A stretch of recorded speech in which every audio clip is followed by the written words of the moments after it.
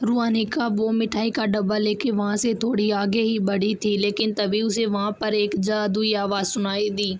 मुझे नहीं पता था कि मेरी छोटी बहन को मिठाई या खाना इतना पसंद है कि वो इसे लेने खुद बाजार तक चली जाएंगी। जैसे ही रुआनिका ने ये आवाज़ सुनी, वो तुरंत पीछे पलट गई। ये आवाज़ सम्राट के दूसरे भाई की थी, जिसका नाम शौर्य था। ये साम्राज्ञी के जन्मदिन पर उपस्थित नहीं था। रुआनिका तुरंत झुकते हुए बोली, बड़े भाई को मेरा प्रणाम। सारे अंगरक्षक और दासियों ने भी झुक के उसका अभिवादन किया। बाजार में दूसरे राजकुमार की उपस्थिति देखकर ज़्यादातर लोग वहाँ से दूरी बनाने लगे। उन्होंने सुना था कि शौर्य सम्राट और रियान से काफ़ी अलग मिजाज का है। वो सही गलत नहीं देखता था, बल्कि जो भी उसे नाराज़ करता वो सीधे उसका सर कलम कर देता था। शौर्य अपनी बात आगे बढ़ाते हुए बोला, कैसी हो छोटी बहन? कहीं अपने दूसरे भाई को भूल तो नहीं गई? वैसे सुनने में तो उसकी बातें ठीक लग रही थी, जैसे कोई बड़ा भाई अपनी छोटी बहन से मजाक कर रहा हो।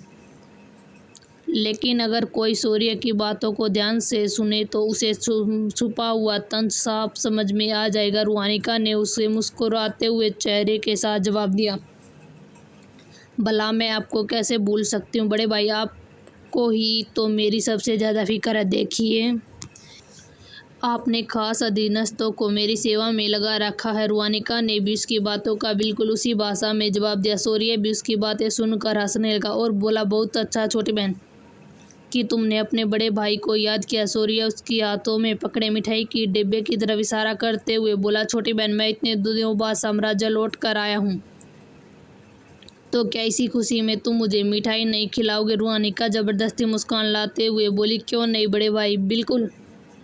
ये कह के वो शौर्य के सामने मिठाई का डब्बा खोलकर आगे बढ़ा दिया। शौर्य ने उनमें से एक मिठाई उठाई और बड़े ही चाव से खा गया। काफ़ी स्वादिष्ट मिठाई है छोटी बहन। रुआनिका भी उसकी हाँ में हाँ मिलाते हुए बोली, सही कहा बड़े भाई, तभी तो मैं भी इसे लेने खुद यहाँ तक आ गई।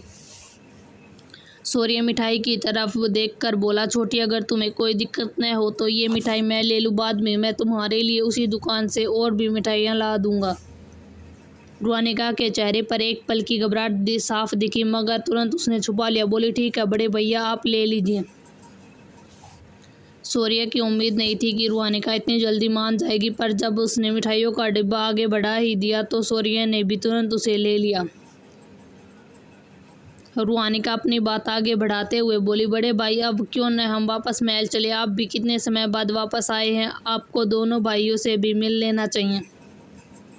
फिर एक रहस्यमयी मुस्कान के साथ बोली, और हाँ, हमारी छोटी भाभी भी इस वक्त शाही महल में है, आपको उनसे अवश्य मिल लेना चाहिए। अपनी छोटी भाभी का जिक्र सुनकर शौर्य थोड़ा झेप गया। उसने भी इस मूर्ख और बदसूरत लड़की के बारे में सुना था, जिससे उसके सबसे छोटे भाई रियान की शादी हुई थी। मन ही मन वो खुश था कि रियान की शादी एक ऐसी लड़की से हुई है जिसके पास दिमाग तक नहीं है। रियान और शौर्य के बीच थोड़ा मतभेद चलता रहता था, जिससे शौर्य हमेशा हार ही जाता था। मगर जब भी रियान के विवाह के बारे में सोचता तो उसे खुशी होती थी। रुआनिका भी उसके मन के भावों को पढ़ सकती थी। पहले खुद उसे भी रियान के विवाह के लिए बुरा लगता था, मगर अब उससे रियान से उतनी सहानुभूति महसूस नहीं होती थी। भले ही रागिनी थोड़ी बदसूरत थी, लेकिन दिमाग के मामले में तो वो अच्छे के कान काट लें। पर बेचारी रुआनिका क्या जाने कि वो जिसे बदसूरत समझ रही है, वो खूबसूरती में हसीनाओं को भी पीछे छोड़ दे। अगर उसने रागिनी का असली चेहरा देख लिया तो पक्का उसे रियान की किस्मत से जलन होने लगेगी। रुआनिका शौर्य को उसके विचार से बाहर लाते हुए बोली, चले भाई, इस बाजार से महल ज़्यादा दूर नहीं। इसलिए दोनों भाई बहन पैदल ही महल की तरफ बढ़ने लगे। रास्ते में जो भी उन दोनों को देखता एक बार सिर झुका के प्रणाम जरूर करता। उसके पीछे सारे सेवक और अंगरक्षक भी चल रहे थे। वही दूसरी तरफ धीरज महल में यामिनी दरवाजे के पास इधर उधर चक्कर लगा रही थी। वो बेसब्री से दरवाजे की ओर देख रही थी। उसे इस तरह चक्कर लगाते हुए देख सुमित्रा, जो उसकी माँ की सबसे खास दासी थी, वो बोली, राजकुमारी, आप ऐसे चलते रहेंगी तो थक जाएंगी, आप एक जगह पर बैठ जाइए। जैसे ही वो मूर्ख लड़की यहाँ आएगी मैं आपको खबर कर दूंगी। यामिनी सुमित्रा को देखकर बोली, लेकिन अगर वो मूर्ख यहाँ आई ही नहीं तो दाई माँ, देखिए ना कितना समय हो गया, संदेश भेजें। अगर उसे आना होता तो वो कब की आ चुकी होती। सुमित्रा उसे शांत कराते हुए बोली, राजकुमारी आप व्यर्थ ही चिंता कर रही हैं। देखिए वो मूर्ख अपने बड़े भाई का नाम सुनकर अवश्य आएगी। फिर आप जैसा चाहती हैं उसके साथ बिल्कुल वैसा ही हो सकता है, लेकिन हाँ जो भी कीजिएगा बहुत ही सावधानी से कीजिएगा। अब वो मूर्ख साइसे जैसे बन गई है। मैं आपको सलाह दूंगी कि आप उसके साथ जो भी करने वाली हैं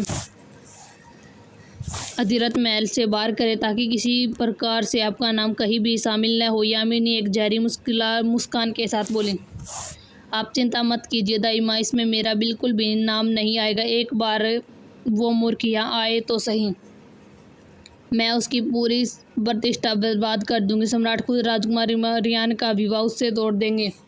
एक बार बस उसका तलाक हो जाए, फिर मैं राजकुमार से विवाह कर लूँगी। तभी दरवाजे से रागिनी की बग्गी आकर रुकी और वो उसमें से बाहर आ गई। तो क्या लगता है आप लोगों को, क्या फंस जाएगी रागिनी अपनी बड़ी बहन की चाल में? क्या था उस मिठाई के डिब्बे में जो शौर्य ने रुआनिका से लिया था?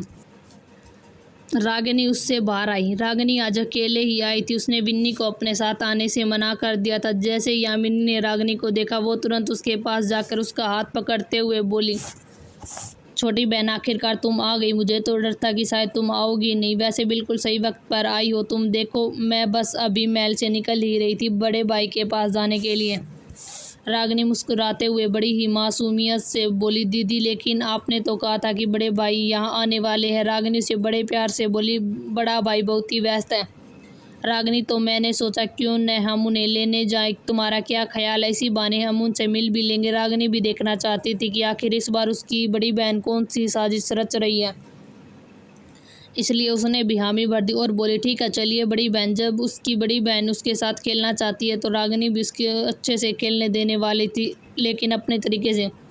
यामिनी एक तिरछी मुस्कान के साथ महल से बाहर निकल गई। जब रागिनी साई महल से बाहर नहीं आती तब तक वो उसका कुछ नहीं बिगाड़ सकती थी, मगर जब उसने खुद ही इतना अच्छा मौका यामिनी को दिया तो वो बिल्कुल इसे व्यर्थ नहीं जाने देने वाली थी। यामिनी बाहर निकल अपनी बग्गी में बैठ गई। फिर रागिनी को देखकर बोली, छोटी बहन अब तुम अपनी बग्गी से आई हो तो अपने कोचवान को मेरी बग्गी के पीछे आने को कहो।